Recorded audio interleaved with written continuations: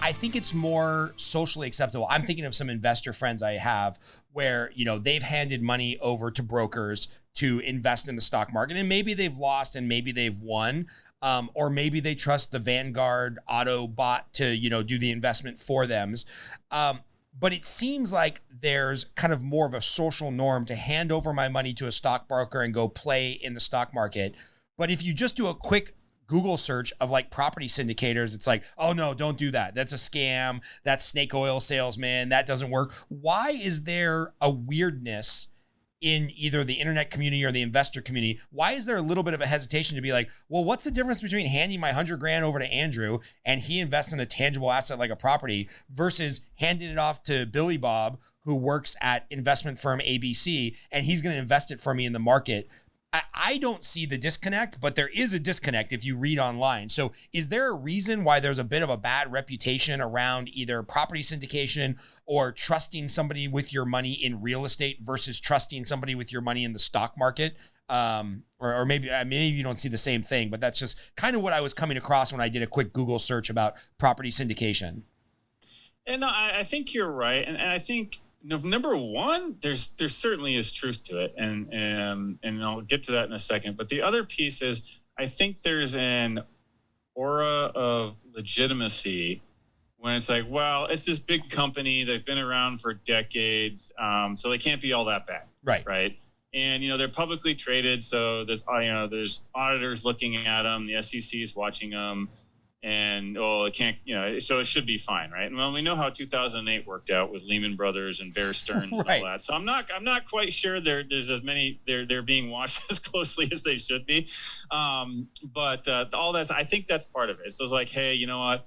If I give my money to Chase or Vanguard, this is a well-known, well-respected brand. They're not going to disappear to Mexico overnight with my money. Right.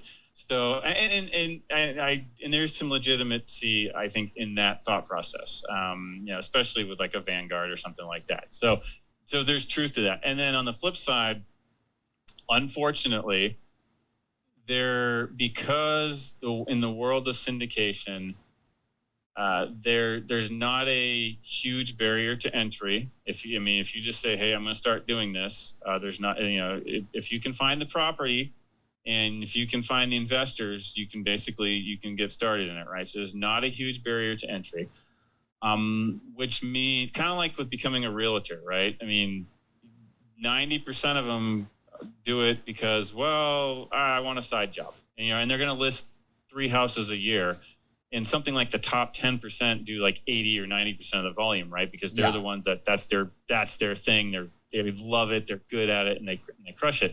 And it's kind of similar in the syndication world, where it's not that hard to get in, but it is hard to be really good at it.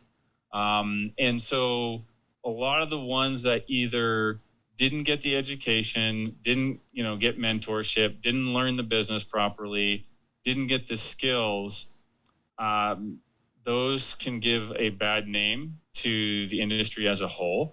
And then, yes, unfortunately, I think when you're dealing with individual sponsors or, very small companies, like we're a very small company. We've got, our core team is 5 people. And then of course we have all the, the on-site staff, the properties, but that's a small company compared to Vanguard, right? Right. So when you're dealing with individuals or very small companies, I think it's easier for fraud and misrepresentation to go under the radar and get missed. And, more so because, if you're investing with, Billy Bob's syndicator, you're really betting on Billy Bob, right? Whereas if you're investing with Vanguard, there's a certain level of, hey, there's reputation management there, right? There's reasons for them to not just disappear in the night with your money. So I think that's, so I would say what you're finding is correct. And that's where it really gets down to, that's a big piece of why you're really betting on the sponsor, not just the deal. And as and we talked earlier about, hey, these are passive investments, right? You send the money and your job is to just check for the deposit every quarter and look at the report. Your work is up front in deciding who you're going to invest with and what deal.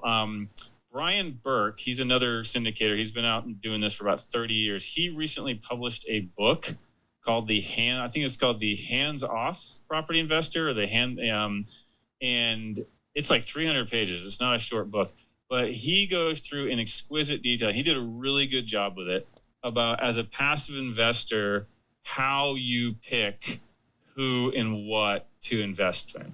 You know, it's funny. Your recommendation, I downloaded that on Audible, and I'm about 6 or 7 chapters in, and I think it's great. Let me give the book here. Oh man, I was listening to it just the other day. The Hands-Off Investor by Brian Burke.